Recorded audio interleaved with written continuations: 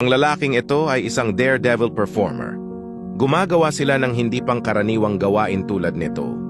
Ang taong ito ay si Wu Yongning, 26 anyos, kung saan nagpe-perform siya ng mga stands sa mga rooftop. Ginagawa niya ito na walang man lang suot na safety equipment. Bago siya namatay, nakapag-post pa siya ng 300 plus na video. Sumikat at dumami ang nakasubaybay sa kanya. Madaming bumilib sa ginagawa niya. Sa pagsikat niya, madaming tao ang gusto mag-request na gawin niya ang mahihirap at nakakatakot na stands tulad ng mag-pull-ups sa gilid ng building. Bakit nga ba ginagawa nila ang gantong gawain? Dahil sa pera. Madaming tao ang nagbabayad ng malaking halaga para lang gawin ang request nila.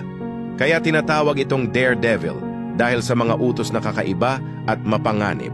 Ngunit ang pinakahuli niya naging performance ay sa tuktok ng 62-story Chinese skyscraper.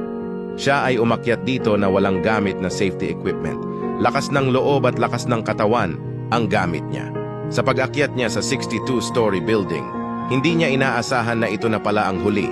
Pag-akyat niya at pagpe-perform sa mga rooftop, makikita mo dito ang huling pagpe-perform niya.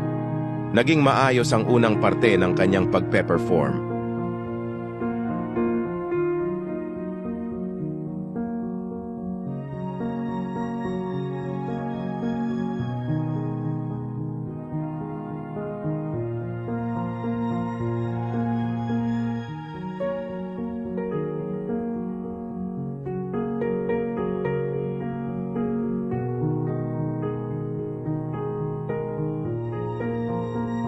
Kung makikita mo, mukhang walang naging problema sa kanyang pagpupull-ups.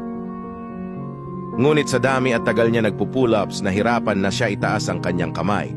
Dahilan kung bakit siya nakabitaw. Kung ikaw ang tatanungin, kaya mo ba gawin to para sa pera? Kung nagustuhan mo itong video na ito, huwag kalimutan mag-komento or mag-share. Follow for more videos.